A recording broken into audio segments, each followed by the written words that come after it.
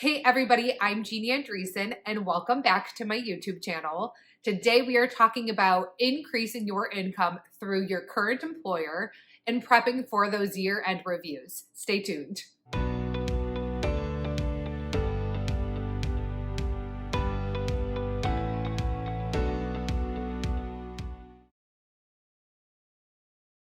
Welcome back, everyone. Given that year-end reviews are approaching, and that is most often the opportunity for people to get raises, I wanted to focus on preparing for those year-end reviews and being able to increase your income through them. Before we get started, there are three main ways to increase your income, and I want to cover them quickly.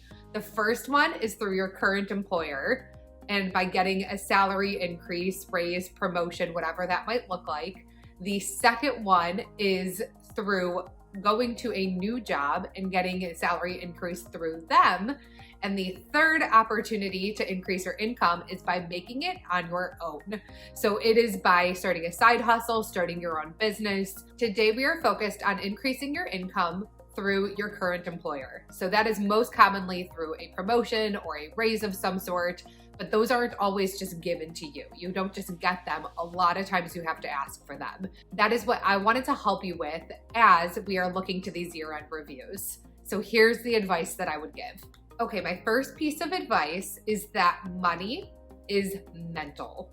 So I know that that is very like me to say because I love mindset. However, it is mental. It is all about what you believe that you are worth, what a company values you at, what you value yourself at, and what you are asking for. So the only difference between somebody who is doing the same job as you somewhere else and making more than you is that they asked for it. They felt that they deserved it. They believe that they are worth that much, that their value is in that income for those same hours that you're working, and they got it. So keep that in mind as you approach salary negotiations and as you approach year-end reviews. So if you were to own your own business right now, however much that you are currently making from your current employer is actually how much you essentially are charging for your services. So the only difference between you and somebody who is making more than you somewhere else is that they are charging more for their services. The other difference, which goes along with that, is that they have a clientele who can afford them. Keep that in mind as you ask for more money. If your company cannot give you what you're asking for, instead of feeling really sad or sorry about it, you could just say to yourself, okay, I need to go find a clientele that can afford what I'm asking for. Another piece of advice is that your boss should know that this is coming. So this shouldn't be out of left field for you to ask for a raise, because if it is, then that is concerning. Either your boss is so far removed from where you currently are in how hard you work, or you aren't showing up as somebody who deserves a raise. So if you are meeting certain benchmarks that your boss put out for you, if you are going above and beyond in a certain way, then your boss should know that this is coming. If they don't know that it is coming, then once again, they are not really invested in your personal development. They are not really invested in or paying attention to the work that you're doing, or potentially the work that you are doing actually is unsatisfactory and you might not be aware of that.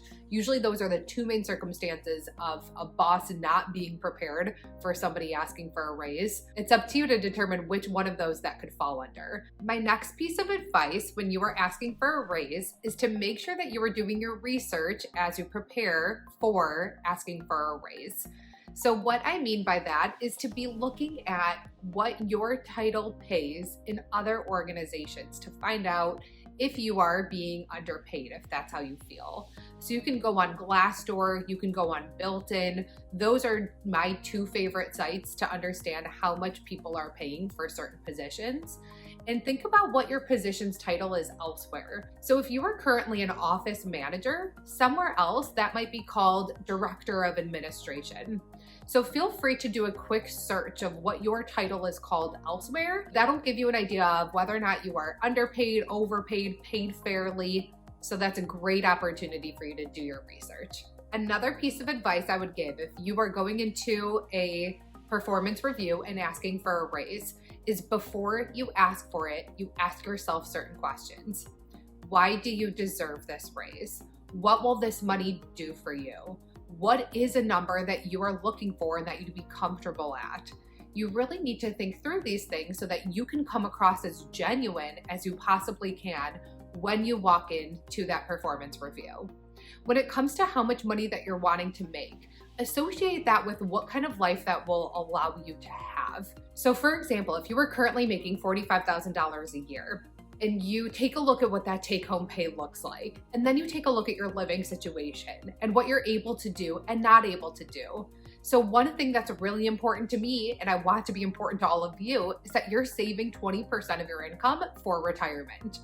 If your current salary doesn't allow you to do that, that is leverage for you to be able to say to your employer, it is important to me to be able to save 20% of my income towards retirement. And right now, with the income that I currently have, I am unable to do that, and I'm living within my means. Thinking through these questions in advance will allow you to come to the performance review table with more confidence, more clarity as to what the money can do for you. Another piece of advice, if you're doing research, is to talk to somebody who is in HR outside of your company. So a lot of your friends, wherever they work, they likely are connected to their HR manager. That is a person where if there's a good enough relationship there, they can introduce you to, and you can ask them some really good questions about what your going rate is or whether or not you are being underpaid, overpaid, whatever that looks like. My last piece of advice is not only for your current salary and for your current job, but it is also if you were to go elsewhere and negotiate at another company.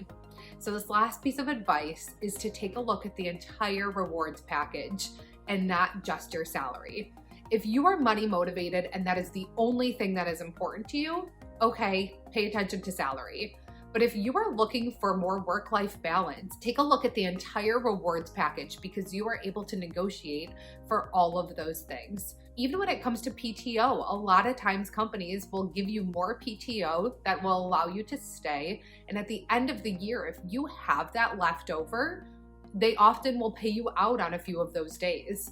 So if that is a part of it where they cannot give you a raise, but they can give you 5 PTO days, well, guess what? You just kind of negotiated a raise if that will give you an extra bump in pay at the end of the year. You want to make sure that you have work-life balance that makes you feel satisfied and happy, and your employer, assumingly, wants to keep you there. So go into it with that mindset that you both want the same things, and your goal is to just figure out what that rewards package is going to look like that will allow both of you to have those things. So that is a great way to approach negotiation. Okay, a few last tips as it comes to performance reviews and negotiations. The first one is to rate yourself honestly on your performance review. So if your company has really high standards for their employees and you are meeting expectations, that is still doing a great job. You don't have to put yourself as off the charts for everything for you to deserve a raise. The second one that I will share with you is that it is okay to get emotional. These are emotional things. There have been times where I have cried in performance reviews. There have been times where my employees have cried in performance reviews. Just remind them that it is because you care, you want to stay, and you hope that you can meet each other where you're at so that you can stay. The third piece that I will share is that negotiations could go on for months. There were times where my performance review was in November. January, February, we came together for a package that we both were excited about. So keep that in mind as well. Okay, everybody, that is all I have for you today. That was actually my first lesson of my group mentoring course, Increasing Your Income. It focuses on your current job, your next job, and how to make it on the side. So those 3 elements are a part of my course. If you are interested in signing up for that course, please send me a message at jeannie@jeannieandreessen.com and I can add you to the wait list. I also want to just wish you the best of luck as you go into your performance reviews. They are not easy, but show up with confidence and clarity, and hopefully your employer operating as your client will be able to afford your services and you won't have to go elsewhere. So I wish you the best of luck. If you enjoyed this video, please like and subscribe. If there's anything else you want me to elaborate on, please drop it in the comments. And if there is anything else that I can do to help you, please let me know. And I hope to see you again soon.